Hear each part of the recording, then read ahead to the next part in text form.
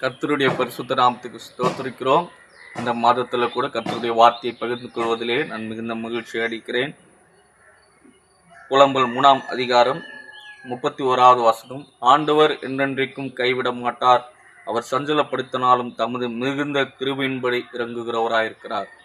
ஆண்டவர் பார்த்தீங்கன்னா என்றென்றைக்கும் நம்மளை கைவிட மாட்டார். நம்முடைய சூழ்நிலையை பார்ப்போமானால் ஆண்டவர் நம்மளை கைவிட்ட போல இருக்கலாம், ஆனால் ஆண்டவர் என்றென்றைக்கும் கைவிட மாட்டார் என்று ஆண்டவருடைய வார்த்தை சொல்லுது.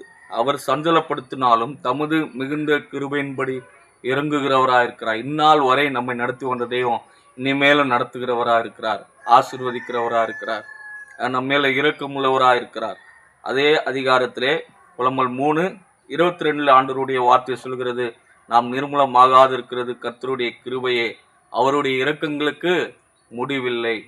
ஆண்டவர் பார்த்தீங்கன்னா நாம் நிர்மூலமாகாது இருக்கிறது அவருடைய கிருபையா இருக்கிறது, அவருடைய இரக்கத்திற்கு முடிவில்லாமல் இருக்கிறது, அவருடைய அன்புக்கு எல்லை இல்லாமல் இருக்கிறது. ஆண்டவருடைய அன்பு அளவில்லாதது, எல்லை இல்லாதது.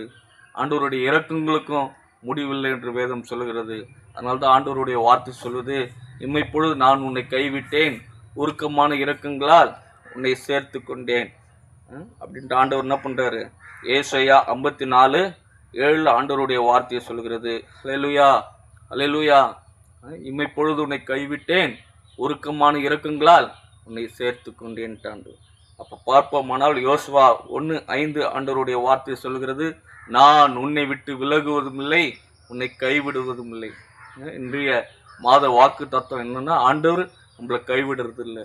ஆண்டவர் நம்மளை என்ன பண்ண மாட்டாரு, எந்த சூழ்நிலையிலையும் நம்மளை கைவிடாதவராக இருக்கிறார். மரண இருளின் பள்ளத்தாக்கிலே நம் நடக்கிற நிலைமையில இருந்தாலும் ஆண்டவர் நம்மளை நடத்துகிறவராக இருக்கிறார்.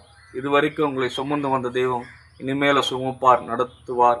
தகப்பன் தாய் கைவிட்டாலும் நான் உன்னை சேர்த்துக் கொள்வேன் என்று சொன்னவர் உங்களை கைவிடாமல் நடத்துவார். விசுவாசிப்போம், ஆண்டவருடைய வாக்கு தத்தங்களை சுதந்தரிப்போம். கண்களை மூடி ஜெபம் செய்வோம்.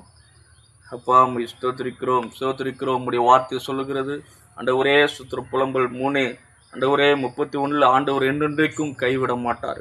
ஆண்டவரே யோசுவா 1:5 நீ சொன்னீர் ஆண்டவர், நான் உன்னை விட்டு விலகுவதும் இல்லை, உன்னை கைவிடுவதும் இல்லை.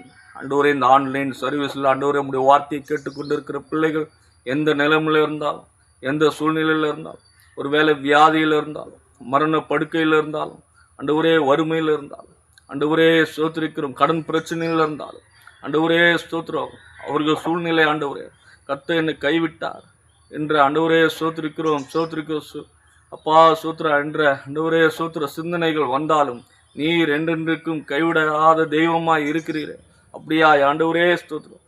அப்பா சூத்திர ஒவ்வொருத்தரையும் ஆசீர்வதிங்க, நாம மகிமைப்படட்டும்.